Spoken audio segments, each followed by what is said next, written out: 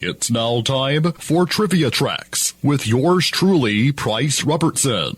This edition of Trivia Tracks is brought to you by ProMed Ambulance Services. Care you can count on. And Beth Smith at Edward Jones. Edward Jones, making sense of investing, member SIPC. A founding member of wrestling's The Four Horsemen and part of the kayfabe Anderson family, Ole Anderson has been regarded as one of the most hated people in the business, not only in the ring, but out of the ring also. He was born Alan Robert Rogalski in Minneapolis on September 22, 1942. He began his career in 1967 with the AWA as Rock Rogalski.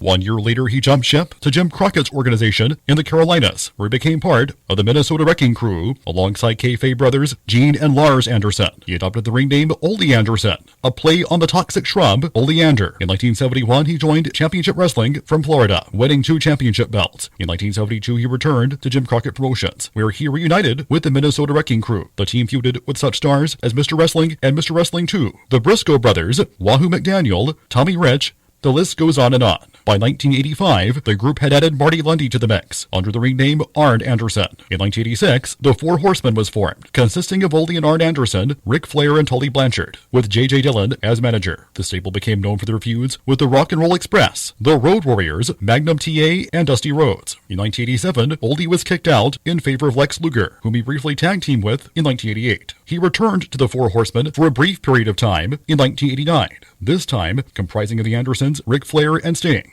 By 1990, Ole Anderson felt his time with WCW, which JCP had been renamed, was through, and decided to wrestle in smaller promotions. He later took on backstage roles until 1996. Since his retirement from wrestling, he has stayed away from the sport, but wrote a book on it titled Inside Out: How Corporate America Destroyed Professional Wrestling. He has also hinted at having animosity with former partner and friend Ric Flair, after criticizing him for wrestling the same kind of match for years. Flair recalled that upon returning to WCW from the WWF in 1993, Ole, who was WCW's head booker at the time, asked what good he was to WCW after losing a loser leaves town match with Mr. Perfect Kurt Hennig on national TV. Flair took this personally, ending his and Anderson's friendship.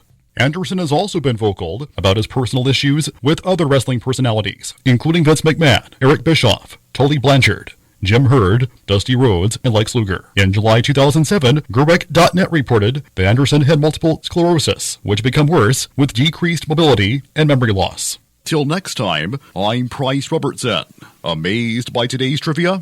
Then join me for Trivia Tracks weekdays at 6:45 on Everybody's Country Y95.